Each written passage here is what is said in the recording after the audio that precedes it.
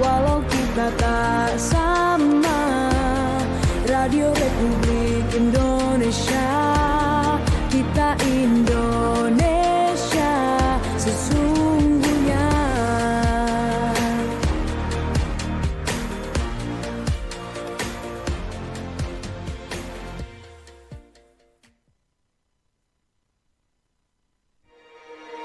Bersatulah Indonesia, jangan pernah terpecah belah. Walau kita berbeda, walau kita tak sama. Radio Republik Indonesia, kita Indonesia sesungguhnya.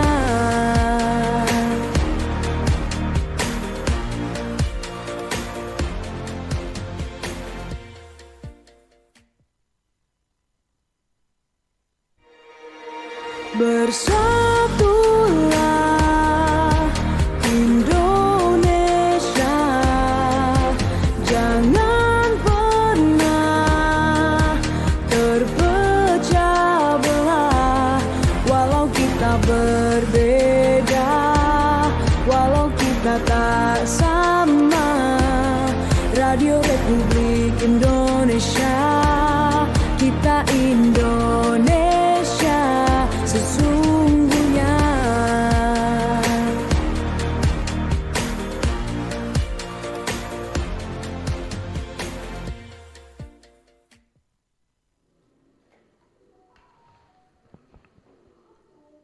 Ya, baik, selamat pagi untuk Anda pendengar Radio Republik Indonesia dan juga Anda pemirsa RRI yang kami tayangkan di RRI YouTube kami, RRI Manado. Ya, senang sekali kami hadir untuk Anda di Sulut Bicara, yang dimana kita mengangkat topik terkait dengan ekstremisme kekerasan pada remaja, tanggung jawab siapa. Ya, sehubungan dengan informasi pemberitaan yang sudah kami sampaikan tadi di pukul 6 pagi sampai dengan tadi di opini publik, dan itu pasti sudah Anda memberikan pemahaman-pemahaman atau masukan pandangan terkait dengan topik kita, ya, ekstremisme kekerasan pada remaja, tanggung jawab siapa.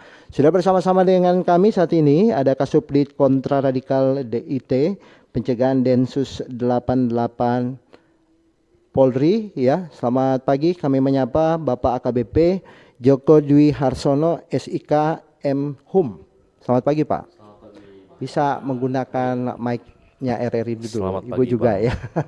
Ada juga dari akademisi, ini terkait dengan bagaimana pembahasan topik kita. Ada Ibu dosen, ya, Doktor Bidang Ilmu Kesejahteraan Sosial.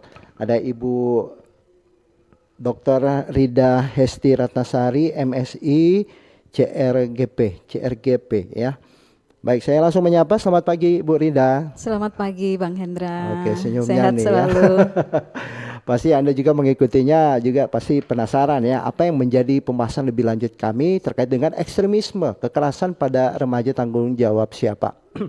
Nah, kalau kita berbicara tentang kenakalan remaja ini, kita lebih cenderung kepada bagaimana tindakan PPA, ya, yang ada di Polri dan juga ada dari DP3A. Nah, kenapa sampai Densus 88 sudah masuk ke dalamnya, dan kenapa juga Ibu Rida selaku akademisi yang bersama-sama dengan Densus melakukan pendampingan terkait dengan ini, ternyata di dalamnya juga menganut ajaran-ajaran yang sifatnya ini menghancurkan negara, ya, yang harus kita luruskan bagaimana kemudian untuk remaja ini yang rentan masuk ideologi atau paham-paham yang sifatnya radikalisme atau kekerasan-kekerasan lain.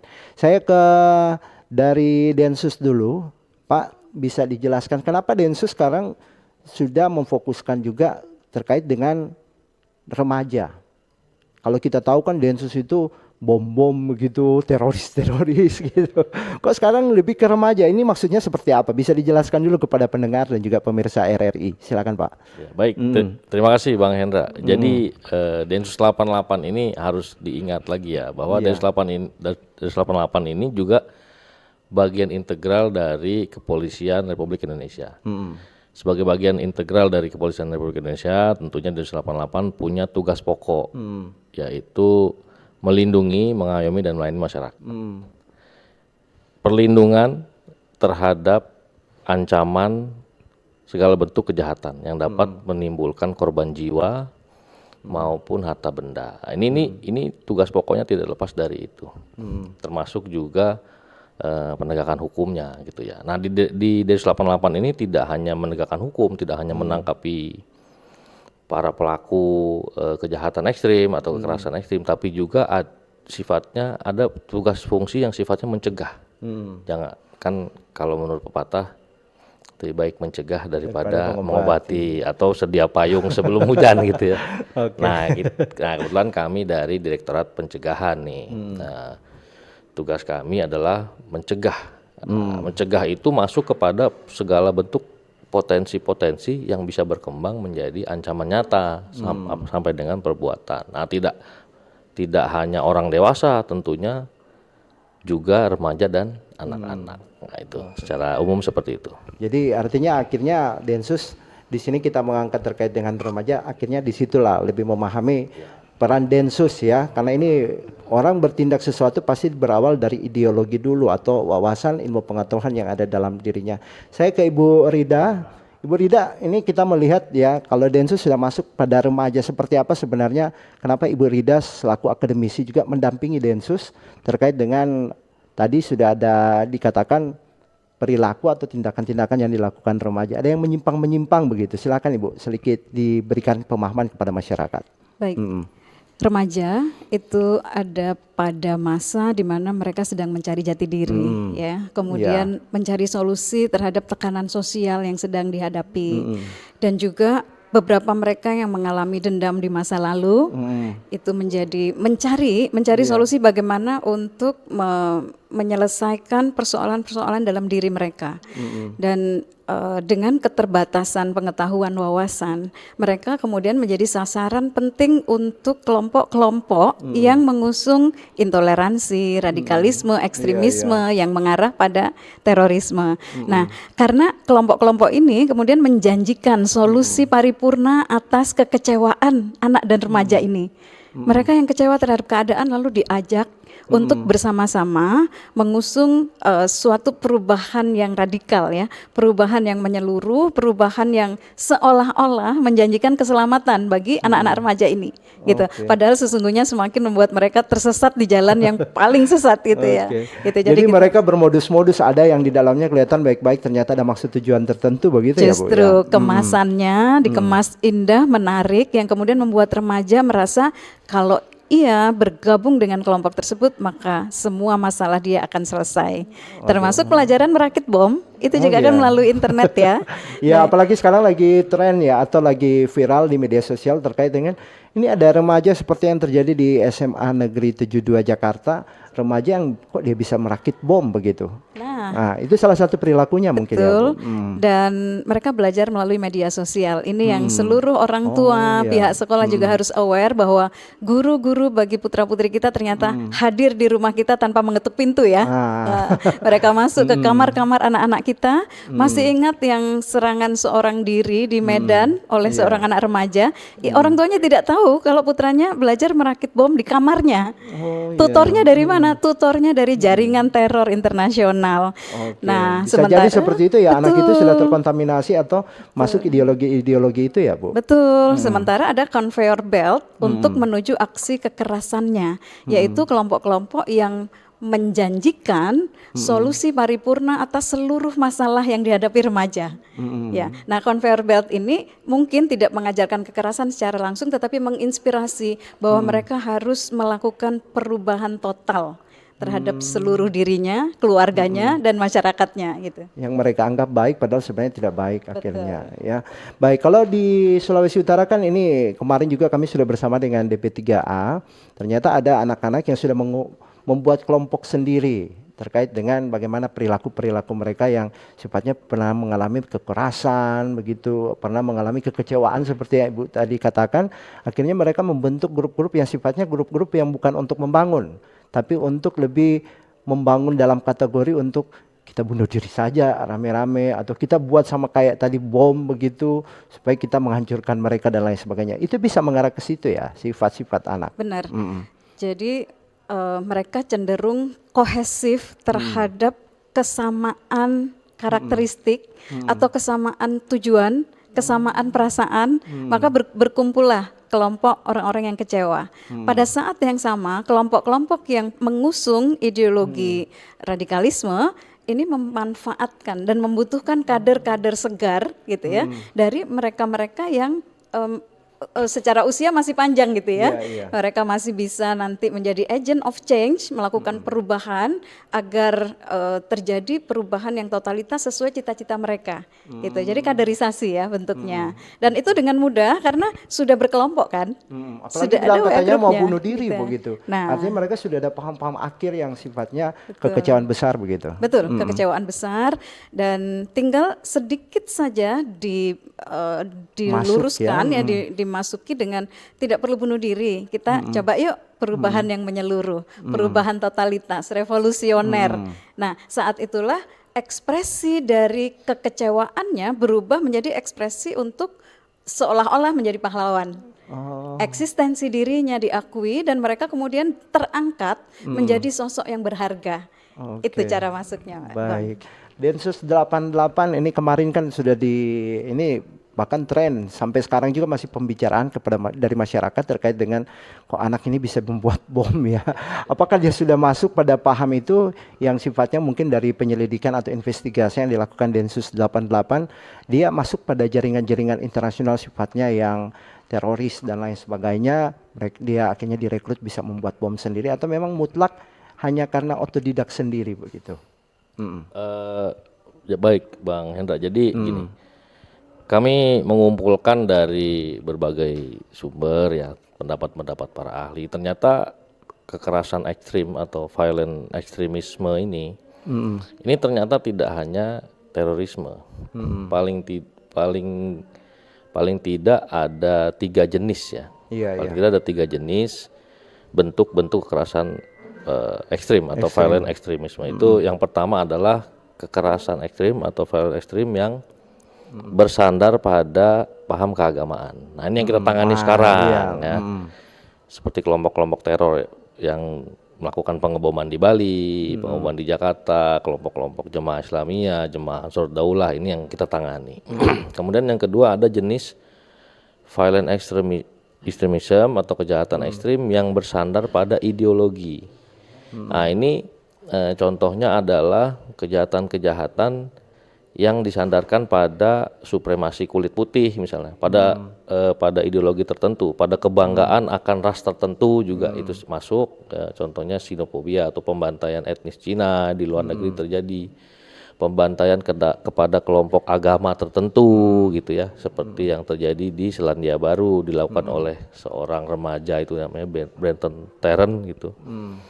Kemudian yang jenis ketiga adalah incoherent atau non tradisional ekstremisme. Ini di luar dari 2 tadi. Nah, itu disandarkan pada pemahaman seperti nihilisme. Dia menolak semua, pokoknya tidak ada nilai, tidak ada sesuatu yang baik menurut dia. Iya, tidak ada yang ya. baik, semuanya pokoknya salah di mata dia. Itu juga bisa melakukan kekerasan ekstrim. Kemudian juga ada kekerasan ekstrim yang disandarkan pada paham bahwa dia kumpulkan dari yang ini yang bagus, ini bagus, dikumpulkan di mix jadi satu, itu jadi pemahaman. Nah, itu mendorong dia juga untuk melakukan kejahatan ekstrim atau kekerasan ekstrim atau violent ekstremisme.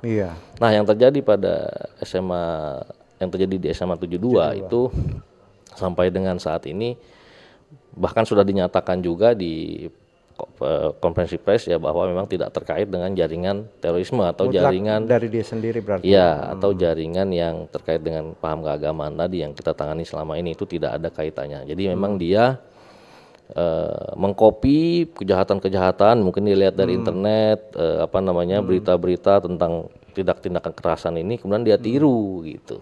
Kemudian dia belajar juga dari itu. Jadi semuanya serba dari yang disampaikan Bu Rida tadi, dari guru yang hadir tanpa mengetuk pintu. Wah, ini ternyata saya dapat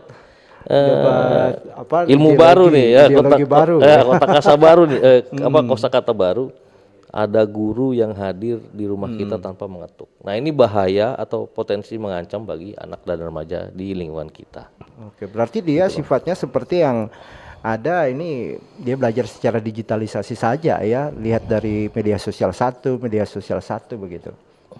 Iya, dia belajar bahkan menurut informasi yang kita dapat juga dia belajar bikin bom itu dari AI. Sekarang orang bisa tanya aja, tinggal ketik bisa bikin mau gambar apa dia tinggal narasikan, nah ChatGPT, AI, Cici apa semua itu.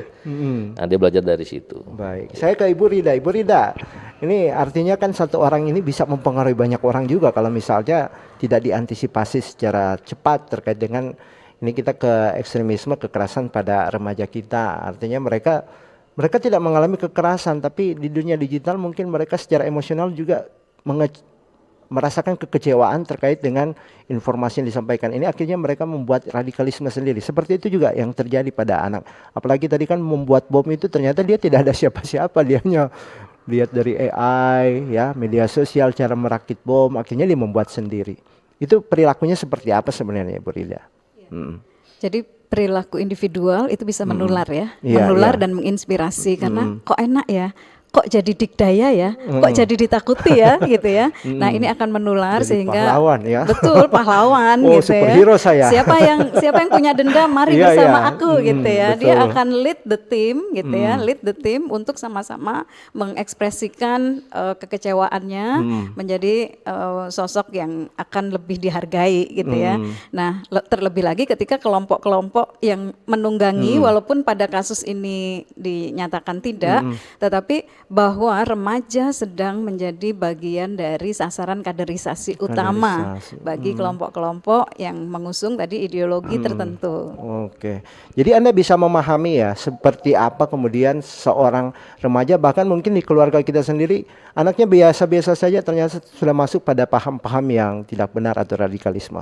Kami akan kembali untuk Anda pendengar, Anda bisa bergabung bersama kami dan nanti juga di dalamnya kita akan melihat seperti apa kemudian pembentukan karakter anak dan kenapa sampai ada organisasi-organisasi yang sifatnya bertentangan dengan ideologi bangsa kita, dan ini diketerkaitkan dengan ekstremisme kekerasan pada remaja karena remaja rentan dengan yang namanya pemahaman ideologi saat ini. Kami akan kembali setelah ini. Sulut bicara dengan line telepon kami sudah buka di 082195835080. Kanal informasi dan inspirasi Terus Satu.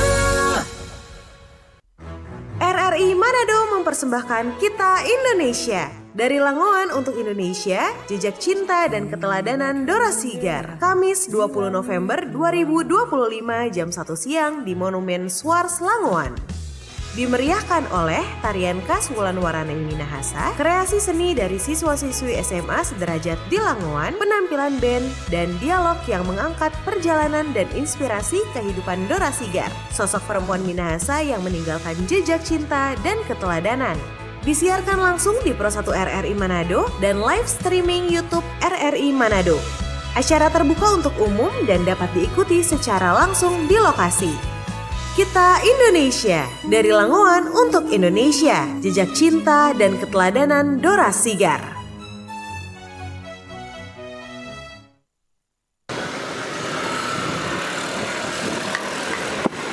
Astaga, bukan main Nyong. Ngana sini ngana. Bukan main ngana ini buang-buang sampah sembarangan. Sampai sajar Pak ngana begitu nih, boleh begitu. Ngana ini jaga kebersihan. Kalau mantan boleh nggak buang sembarangan. Ada apa ini? Pas Pak. ada Coba lihat apa? ini generasi muda bagaimana ini Pak. Fasung-fasung, buang sembarang buang sampah. Sembarang buang sampah. Mana tuh sampah dia ada buang? Itu sana Pak Coba saya. ambil tuh sampah. Rasa ngana. Adik, Biasa. mau sampaikan bahwa buang sampah itu ada tempatnya. Di sini disediakan tempat sampah. Jadi dilarang buang sampah sembarangan. Apalagi di wilayah tempat kita ini pemukiman masyarakat yang ada. Jadi betul ini apa yang disampaikan oleh Ibu ini. Dilarang buang sampah sembarangan di Kecamatan Langoan Timur ini. Ya, boleh silakan buang sampahnya di tempat sampah. Ya. RRI Manado mempersembahkan Kita Indonesia. Dari Langoan untuk Indonesia, Jejak Cinta dan Keteladanan Dora Sigar. Kamis 20 November 2025 jam 1 siang di Monumen Swars Langoan. Dimeriahkan oleh tarian khas Wulan Waranai Minahasa, kreasi seni dari siswa-siswi SMA sederajat di Langoan, penampilan band, dan dialog yang mengangkat perjalanan dan inspirasi kehidupan Dora Sigar, sosok perempuan Minahasa yang meninggalkan jejak cinta dan keteladanan. Disiarkan langsung di Pro 1 RRI Manado dan live streaming YouTube RRI Manado.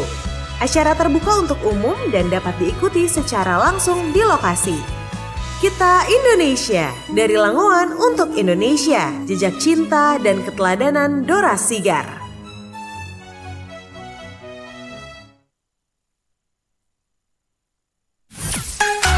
Kanal informasi dan inspirasi Pro 1.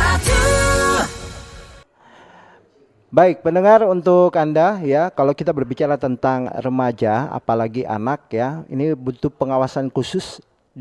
Tadi dikatakan dari orang tua juga harus lebih memahami dan melihat sikap perilaku anak. Bahkan juga mungkin anak-anak yang lain dalam lingkungan rumah kita, karena hal-hal yang sifatnya perilaku ini juga sangat membahayakan.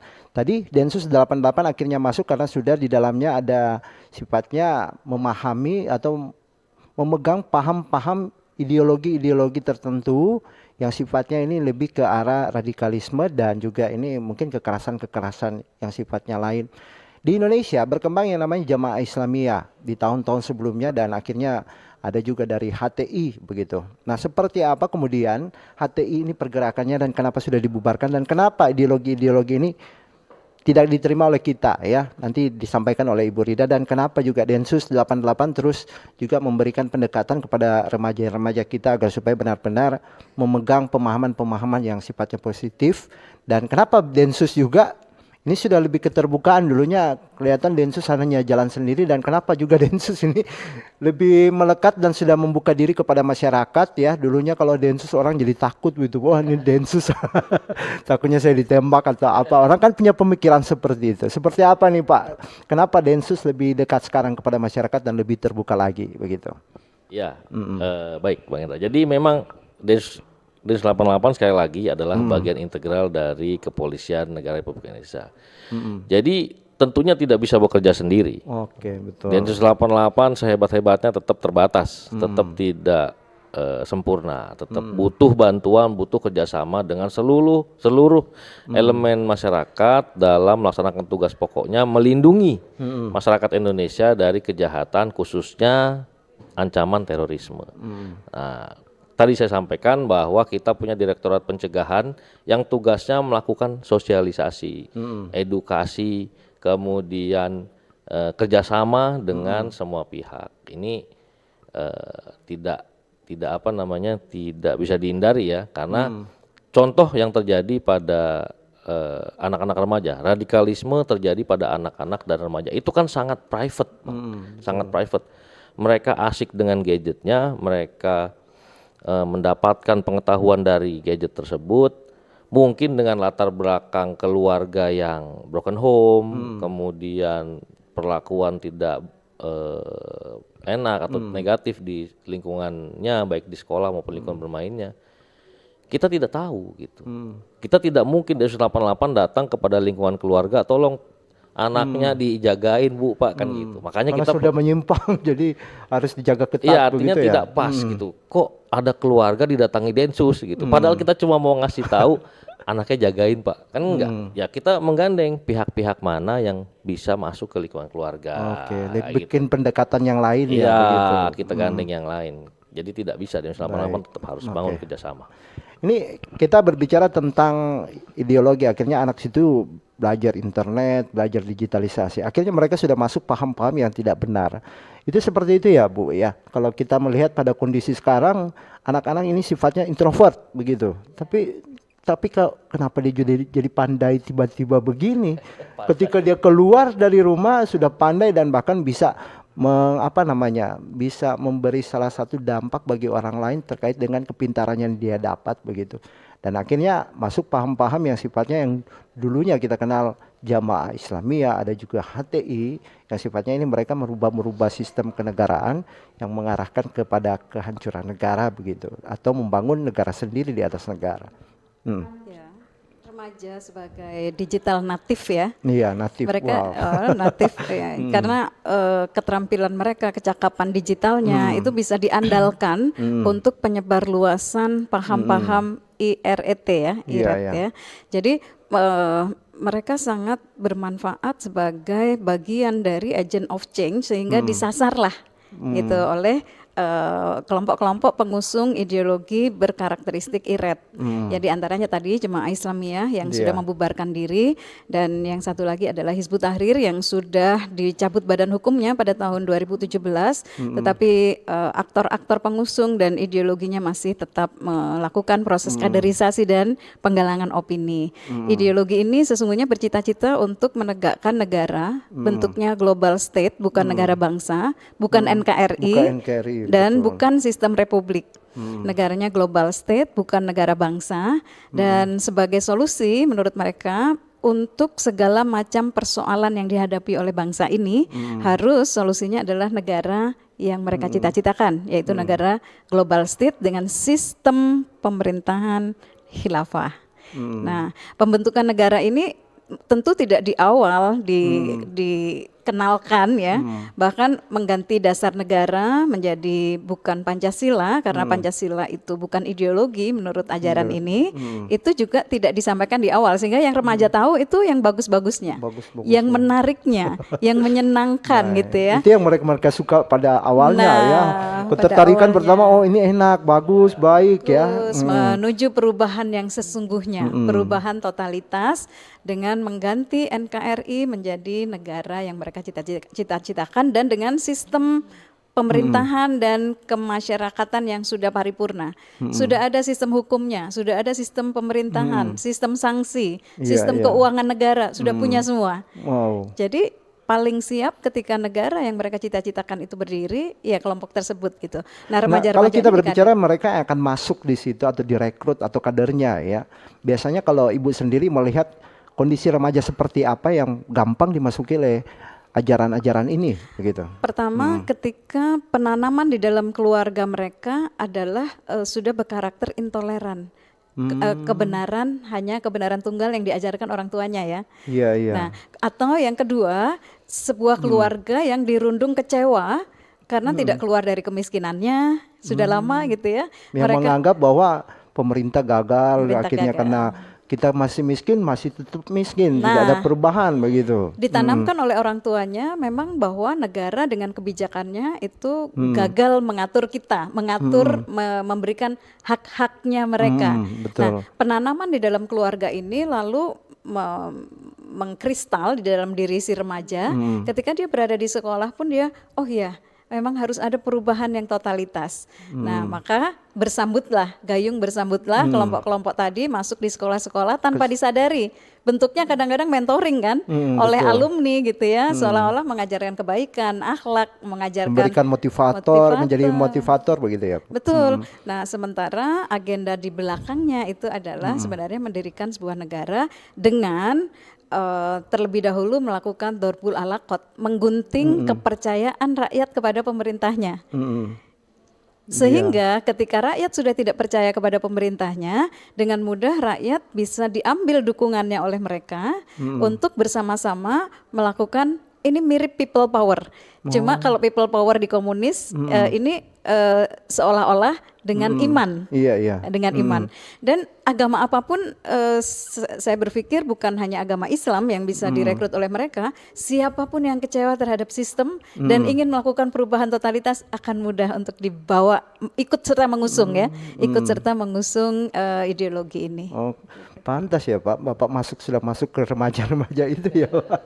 Sejauh ini separah apa sih akhirnya ditemukan pada kelompok-kelompok remaja? Apakah mereka sudah masuk pada organisasi seperti yang tadi dikatakan HTI, ada juga apa tadi yang Jamaah Islamiyah ini dia, apakah mereka juga sudah masuk dalam bagian perekrutan organisasi berbahaya ini Pak? Ya, kalau menurut pengalaman penegakan hukum Densus 88 sejak 2018 kan sudah ada anak-anak dilibatkan, Bang. Iya.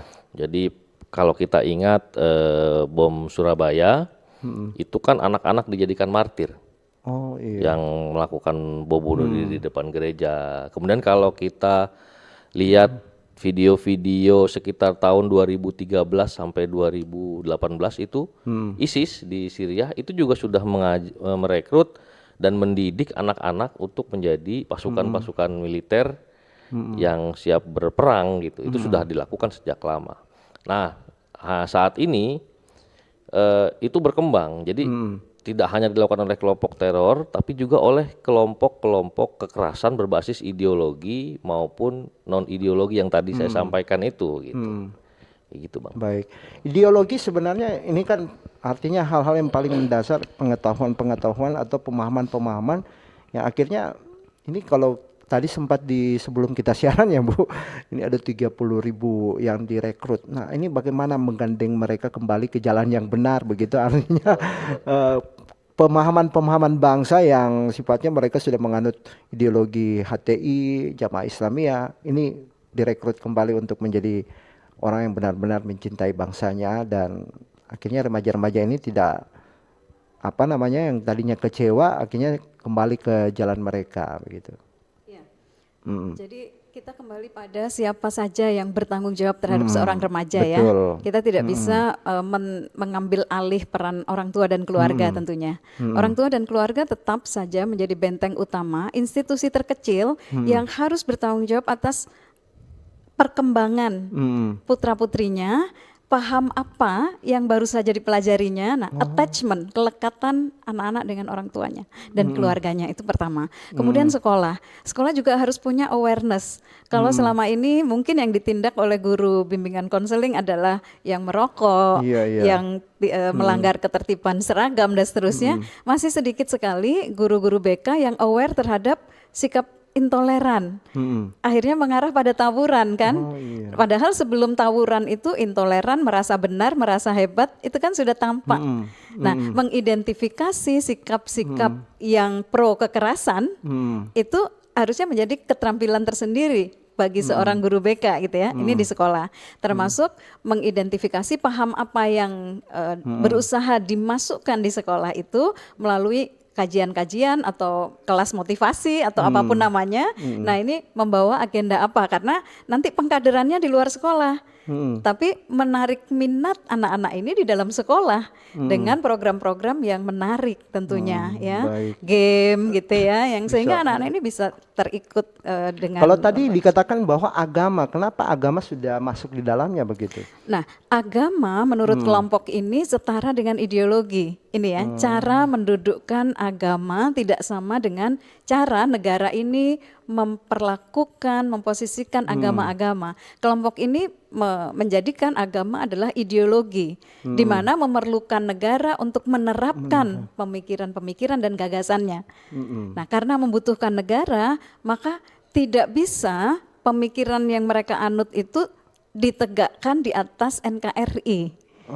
Karena NKRI itu sudahlah negara bangsa, bentuknya republik, pro-demokrasi. Bagi mereka adimokratia nizamul kufur kan. Demokrasi itu hukum kufur. Haram mengambilnya, haram menerapkannya, dan haram mendakwakan. Itu ideologi mereka ya? Ideologi mereka. Maka mereka bisa kita sebut, tidak berlebihan kalau kita sebut demokrasi predatori kan.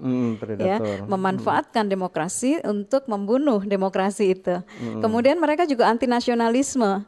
Maka kita bisa mendapati ada aksi bela Palestina tanpa membawa simbol bendera Palestina, iya kan? Karena nasionalisme itu bertentangan dengan gagasan negara globalnya. Harus satu negara untuk seluruh dunia, dan itu bukan NKRI pasti. Oke, kalau kita melihat dari sistem ideologi tadi mereka ya mengislamisasi juga ternyata di dalamnya. Kita ke penerapan ada beberapa daerah begitu, termasuk mungkin salah satunya, mohon maaf kalau kami katakan Aceh ya, menerapkan syariah Islam. Apa keterkaitannya dengan itu Bu? Apa sama atau berbeda begitu? Penerapan syariat Islam atau formalisasi syariah di beberapa daerah menurut kelompok ini bukanlah solusi. Tidak sama dengan ideologi mereka tidak ya? Sama, karena harus negara ini punya tanggung jawab di dalam negeri menerapkan Islam secara keseluruhan, dan di luar negeri mendakwahkan Islam hingga futuhat. Futuhat artinya apa itu? Menaklukkan, penaklukan. Oh, menaklukkan. Penaklukan, menerima Islam atau memeranginya, atau terikat dengan perjanjian. Maka di dalam negerinya dan di luar negerinya melakukan tugas-tugas seperti yang sudah diadopsi di dalam kitabnya, gitu. Jadi tidak sama dengan yang diperjuangkan oleh kelompok-kelompok lain, atau mewarnai NKRI sajalah dengan warna yang baik, itu tidak sama dengan perjuangan itu. Jadi NKRI-nya harus dibubarkan, diruntuhkan, diganti dengan negara baru yang sifatnya global state. Jadi kalau yang sifatnya kayak di Aceh, Syariah Islam itu bukan mereka. Bukan mereka, ya. Bukan. Jangan nanti kita berpikiran yang negatif begitu ya pendengar. Artinya kalau kita berbicara tentang organisasi-organisasi seperti ini kan sudah dibubarkan juga oleh pemerintah. Dulunya bersifat berbadan hukum, sekarang sudah tidak berbadan hukum, tapi ideologi mereka masih diterapkan. Ada berapa yang di dalamnya sudah dikaderkan, sementara dikaderkan begitu. Artinya apa namanya, menanam bibit baru begitu ya Bu ya. Sampai sekarang masih juga dilakukan. Masih, justru Dan ini kita kembali ke sifatnya perilaku anak ya. Betul. Yang sifatnya tadi ada yang mau bunuh diri, daripada apa masuk paham ini mereka cerah tapi sudah pemikiran yang berbeda begitu. Betul. Jadi daripada bunuh diri lebih baik bergabung dengan kelompok ini karena ada solusi yang komprehensif, mencita-citakan suatu negara yang indah gitu ya, yang indah yang akan menyelesaikan seluruh masalah dia. Yang dianggap gagal pemerintahnya inilah dapat solusinya, seperti itu. Baik. Kita akan kembali untuk Anda pendengar yang mau bergabung, silakan, sudah ada beberapa yang masuk. Di sini ada WhatsApp juga yang sudah masuk. Penelpon kami masih tahan ya, karena nanti kami akan buka untuk menit yang ke-30 saat ini, dan tetap bersama kami akan break dulu sejenak, kami akan kembali untuk Anda. Kanal informasi dan inspirasi Terus Satu. RRI Manado mempersembahkan Kita Indonesia. Dari Langoan untuk Indonesia, jejak cinta dan keteladanan Dora Sigar. Kamis 20 November 2025 jam 1 siang di Monumen Swars Langoan. Dimeriahkan oleh tarian khas Wulan Waraneng Minahasa, kreasi seni dari siswa-siswi SMA sederajat di Langoan, penampilan band, dan dialog yang mengangkat perjalanan dan inspirasi kehidupan Dora Sigar, sosok perempuan Minahasa yang meninggalkan jejak cinta dan keteladanan. Disiarkan langsung di Pro 1 RRI Manado dan live streaming YouTube RRI Manado. Acara terbuka untuk umum dan dapat diikuti secara langsung di lokasi. Kita Indonesia, dari Langoan untuk Indonesia, jejak cinta dan keteladanan Dora Sigar.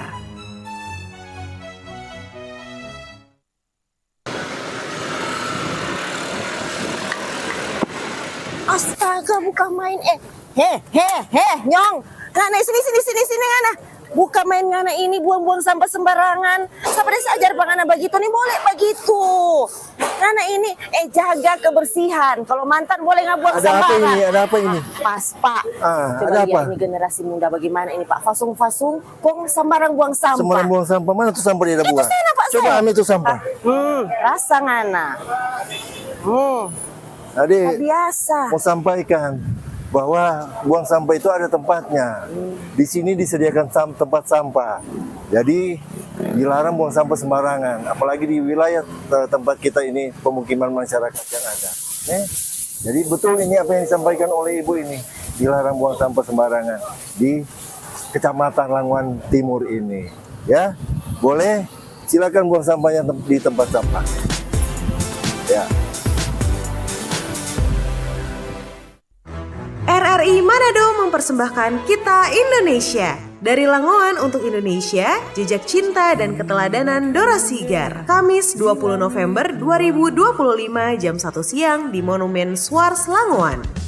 Dimeriahkan oleh tarian khas Wulan Waraneng Minahasa, kreasi seni dari siswa-siswi SMA sederajat di Langoan, penampilan band, dan dialog yang mengangkat perjalanan dan inspirasi kehidupan Dora Sigar, sosok perempuan Minahasa yang meninggalkan jejak cinta dan keteladanan. Disiarkan langsung di Pro 1 RRI Manado dan live streaming YouTube RRI Manado. Acara terbuka untuk umum dan dapat diikuti secara langsung di lokasi. Kita Indonesia, dari Langoan untuk Indonesia, jejak cinta dan keteladanan Dora Sigar.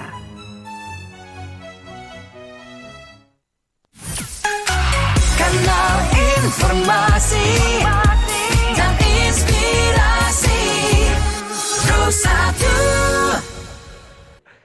Anda masih bersama kami pendengar kalau kita berbicara tentang ekstremisme kekerasan pada remaja. Tadi sudah disampaikan ya, ini bahayanya seperti ini. Kenapa Densus sekarang sudah masuk di kalangan masyarakat umum khususnya remaja agar supaya bisa memberi edukasi atau pemahaman khusus supaya benar-benar ya radikalisme, ajaran kebencian dan lain sebagainya yang tadi sudah dikatakan oleh Ibu Rida ya, itu tidak masuk pada mereka dan akhirnya kita di sini di daerah Sulawesi Utara juga aman terkendali begitu ya.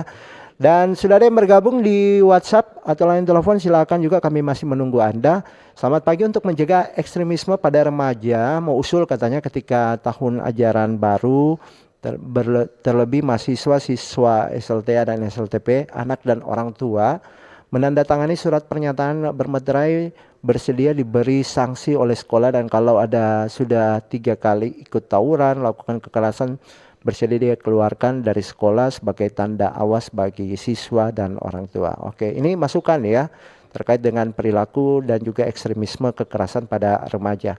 Dan sudah ada penelpon yang bergabung, silakan kalau memang mau bergabung. Untuk Anda yang mau menyampaikan aspirasi, masukan, apalagi ini kan kita berbicara tentang kekerasan, di sini kita mengarah kepada tindakan kekerasan, ada yang mengarah sampai ke terorisme ya. Di 082195835080 kami sudah buka untuk Anda. Sambil di dalamnya juga saya kembali ke Densus 88. Ini Densus kan kita tahu cuma ada di pusat. Oh, sudah ada bergabung line telepon. Kami langsung menyapa. Selamat pagi RRI. Iya, halo, selamat pagi, selamat bicara. Iya, selamat pagi. Dengan Pak siapa, di mana Iya, Pak? dengan Cliff dari Minahasa Selatan. Oh, Pak Cliff. Silakan Pak Selamat Cliff. pagi untuk kedua narasumber ya, dari Densus 88 sama Ibu Rida dari Akademisi ya. Iya. Sangat luar biasa pemaparan apa yang disampaikan oleh kedua narasumber. Sangat bagus sekali. Memang peran dari keluarga sangat penting sekali kan. Benteng paling utama. Dan juga berikut ada dari dunia pendidikan, dari sekolah. Jadi bagaimana dari guru-guru itu memberikan pemahaman pembelajaran itu yang baik, seperti moral, menanamkan moral kan begitu, etika, kepribadian yang baik. Iya. Makanya kan di situ ada simpati, empati. Kalau anak itu punya empati, pasti dia tidak akan melakukan hal yang di luar itu kan. Apalagi sudah merakit bom, pasti kan dia berpikir jangan, tidak baik kan menyakiti orang. Itu sudah ada benteng dari dia sendiri. Jadi kalau walaupun AI secanggih apapun, tapi kalau dia sudah punya kepribadian yang baik, sudah terbentuk dari keluarga, dari sekolah, di dunia pendidikan, walaupun dia sudah di tempat di mana, pasti dia tidak akan melakukan hal yang seperti yang viral sekarang kan. Jadi yang paling utama itu keluarga dan di dunia pendidikan sekolah. Baik. Jadi walaupun banyak tawaran dari manapun, walaupun ada seperti Bapak dan Ibu bilang ada guru datang tanpa mengetuk pintu ya, bahkan sampai ke dalam kamar, itu mungkin internet, AI.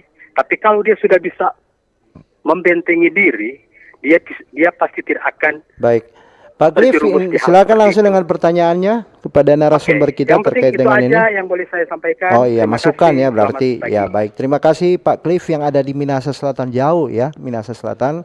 Di sini hampir berdekatan dengan daerah Bolang Mongondo, dekat Gorontalo sana.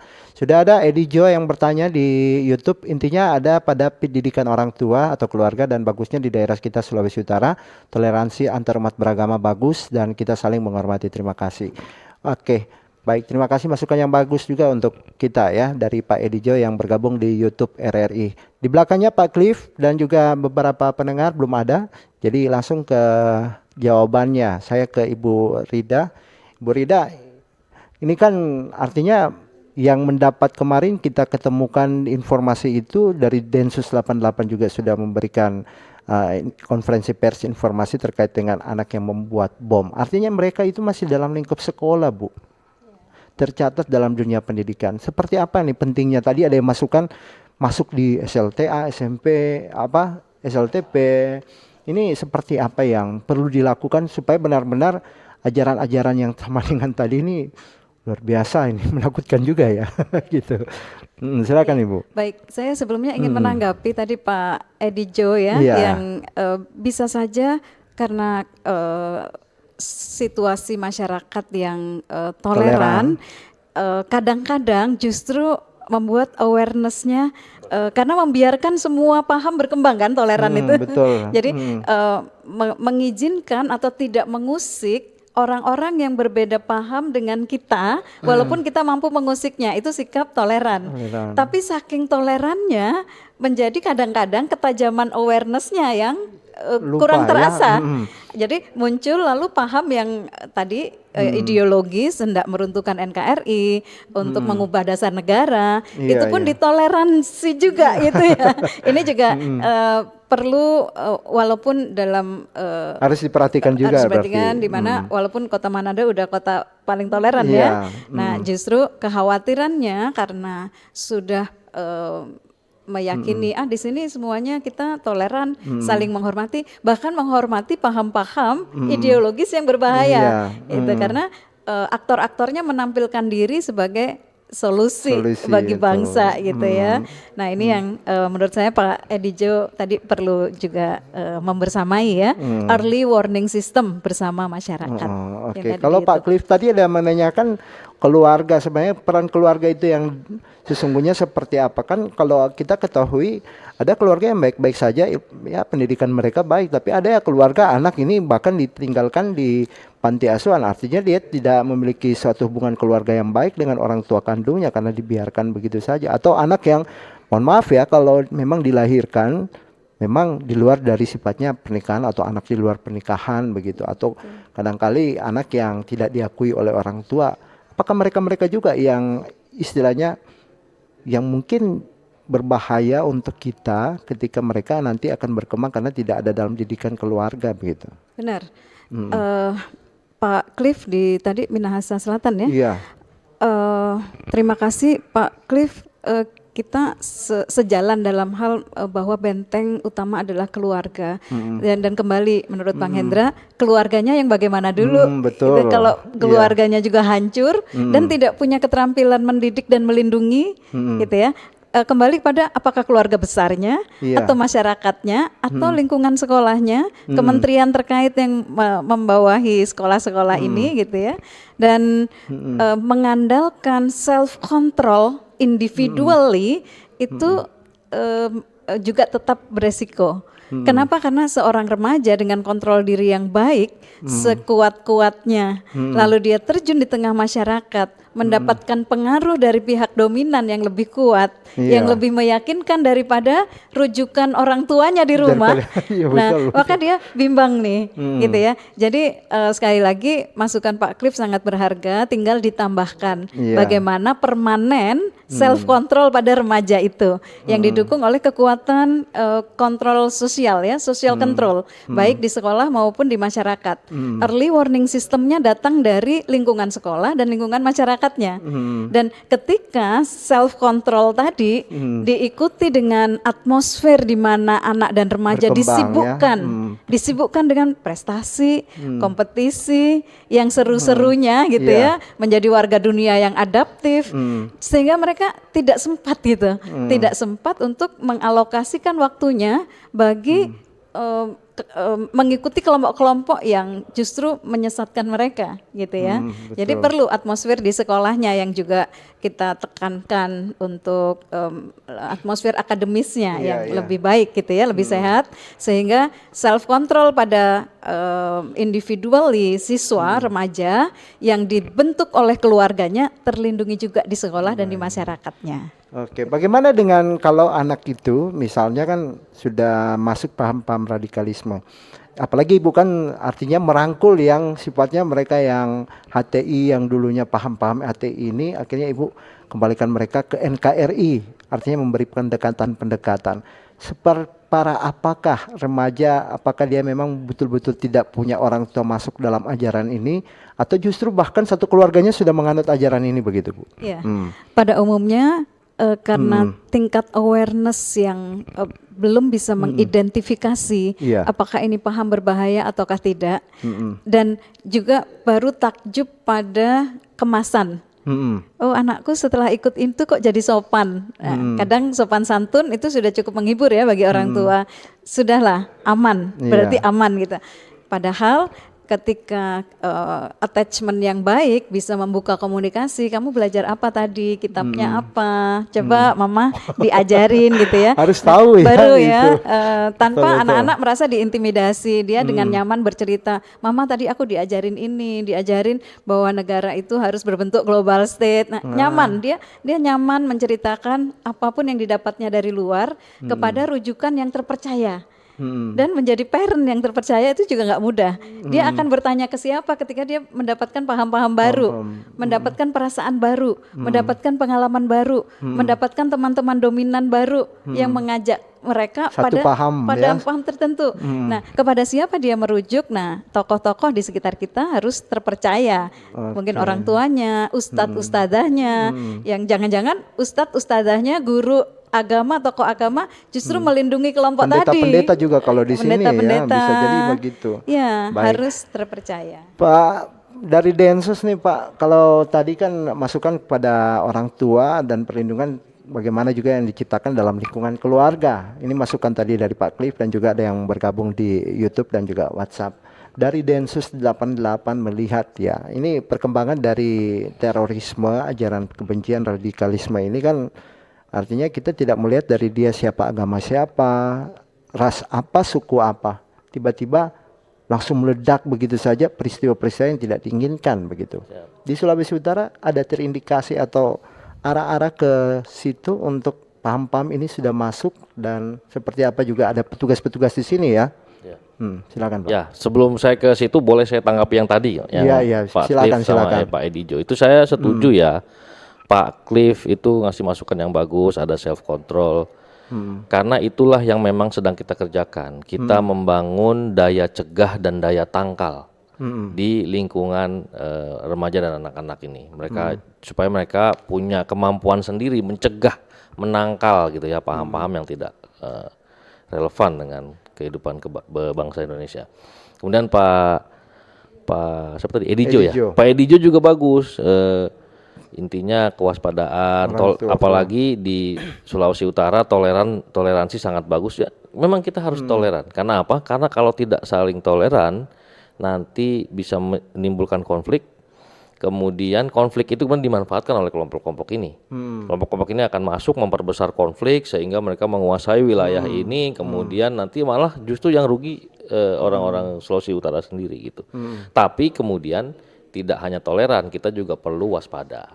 Waspada, kemudian membangun daya cegah dan daya tangkal dalam lingkungan kita. Itu yang paling penting. Baik. Kemudian kalau di Sulawesi Utara ini, tadi juga yang disampaikan oleh Pak Edijo, memang saat ini dalam situasi yang sangat kondusif. Jadi masyarakat tenang, jangan panik, silakan beraktivitas seperti biasa, beribadah seperti biasa. Kehidupan toleransinya sudah sangat bagus. Hanya saja tadi kita perlu waspada masuknya paham-paham atau ideologi-ideologi yang bertentangan dengan nilai-nilai Pancasila dan kehidupan kebangsaan kita. Itu saja. Oke, baik. Sudah ada yang bergabung tadi tanya di WhatsApp ya, bagaimana cara Densus 88 mengetahui sesuatu penyimpangan ada paham terorisme sedang terjadi di masyarakat. Dari Lisa di kampus. Langsung saja dijawab karena mengingat waktu tinggal 5 menit ternyata. 5 menit. Tanpa terasa. Baik, silakan Pak. Bagaimana cara Densus ini berarti harus dikasih tahu nih Densus caranya. Kalau yang sifatnya rahasia jangan dong ya, enggak, karena ada rahasia-rahasia khusus juga. Ya, Gitu, jadi ya sandi-sandinya. banyak teknik ya, banyak teknik kita mengetahui bagaimana paham-paham ideologi kekerasan terorisme berkembang. Tidak hanya di kampus, di lingkungan manapun. Itu dengan menganalisa lingkungan, menganalisa jaringan pergaulannya seseorang, kemudian kita juga bekerja sama tadi saya bilang bahwa Densus 88 tidak sendiri, kita punya agen-agen masyarakat yang atau mitra-mitra yang bekerja sama dengan kami yang mereka memberikan informasi terus kepada kita. Jadi jangan kaget bahwa mungkin ada tukang bakso gitu ya. Iya, tiba-tiba sudah tiba-tiba yang ini orang ini kita kenal ya, ternyata. Itu tukang bakso bawa hati kalau di medsos itu kan. Baik. Ya intinya secara sederhana seperti itulah, banyak pihak-pihak yang memberikan informasi ke kami gitu ya. Baik. Gitu Bang. Baik. Ke paling terakhir Ibu, ini mereka kan sudah Sulawesi Utara saya tidak tahu seperti apa perkembangan dari HTI juga Jamaah Islamiyah yang ideologi masih dipegang walaupun sudah dibubarkan, tapi mereka masih memegang itu dan bahkan mungkin masih melakukan strategi atau cara-cara untuk kembali ke supaya kita diakui begitu dan supaya kita dapat pengakuan baik itu de jure secara de facto juga yang ada sekarang supaya benar-benar kita kembali dan berbadan hukum, tidak kembali dibubarkan begitu. Di Sulawesi Utara seperti apa dan bagaimana sebenarnya barangkali juga kalimat mengajak kepada mereka yang menganut paham ini saat ini yang saya sedang mendengarkan. Silakan Pak, Bu.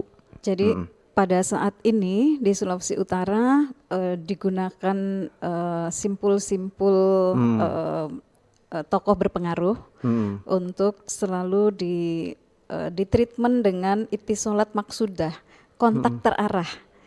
Nah, nanti tokoh berpengaruh ini akan memberikan perlindungan bagi gerakan-gerakan mereka di tempat-tempat ibadah, di organisasi. Mereka kemudian berkontribusi menyiapkan gagasan untuk agar gagasannya bisa masuk dan diperjuangkan oleh para tokoh. Nah, maka solusi bersama yang sudah seharusnya kita sungguh-sungguh lakukan adalah pertama kolaborasi pentahelixnya ya. Di sini ada media. Media turut serta dalam gerakan kontra radikalisme, kontra paham iret, intoleransi, radikalisme, ekstremisme dan mengarah terorisme. Karena paham ini jika tidak disiapkan kontra narasinya, mereka jauh lebih cepat memproduksi narasi. Karena udah ada template-nya. Jadi template-nya itu udah ada sistem, di atasnya tinggal diganti kasusnya. Sehingga dalam satu hari bisa puluhan konten mereka terbitkan. Nah, jadi media sudah seharusnya membersamai ya, gitu ya, Yandan ya. Nah, kemudian kalau ada kekosongan regulasi, ini juga menjadi perhatian kita bersama. Apakah ada kekosongan regulasi yang mungkin belum cukup mengatur bagaimana sebuah gerakan memanfaatkan demokrasi untuk membunuh demokrasi. Itu dia. Memanfaatkan ruang terbuka di NKRI untuk meruntuhkan NKRI. Betul. Ya kan? Iya. Apakah akan dijerat dengan undang-undang ormas padahal mereka sebenarnya adalah partai politik di luar parlemen. Jadi ini perlu tadi kolaborasi pentahelix menjawab juga ada kekosongan regulasi atau tidak. Kemudian tadi daya cegah, daya tangkal dan bagus sekali ya, itu juga solusi ya. Selain toleran juga berdaya tangkal, berdaya cegah. Karena awareness kadang-kadang bertolak belakang dengan toleransi. Semakin toleran semakin nggak aware takutnya gitu ya. Nah itu yang harus diperbaiki bersama-sama tentu saja. Kemudian kementerian, badan, lembaga terkait ya, Komdigi misalnya sudah membuat seharusnya mengatur dunia maya sebagaimana mengatur dunia ya, netizen dan warga negara yang nyata ya. Itu juga harus sama-sama menyadari bahwa konsekuensi menyebarkan paham iret itu juga harus menghasilkan sanksi yang memadai sehingga tidak mudah penyebaran paham iret ini di dunia maya. Baik, jadi bukan cuma judul ya, ternyata kalau ajaran sifatnya radikalisme atau kekerasan kebencian ini kalau memang ada dilihat langsung dihapus lah ya, jangan sampai tetap disimpan di server-server tertentu. Terima kasih banyak Ibu Dr. Rida ya selaku akademisi yang saat ini sudah memberi pencerahan juga terkait dengan bagaimana pembentukan organisasi yang sifatnya berbahaya yang harus kita jauhkan dan bagaimana membangun karakter kita khususnya untuk anak remaja kita supaya tidak mengerti lebih dulu terkait dengan ajaran kekerasan radikalisme ini tapi memberikan sesuatu yang benar-benar mencintai keluarga dan negaranya sendiri. Terima kasih juga Pak Joko dari Densus 88 atas waktunya. Semoga apa yang menjadi harapan kita ke depan Indonesia semakin lebih baik, aman ya.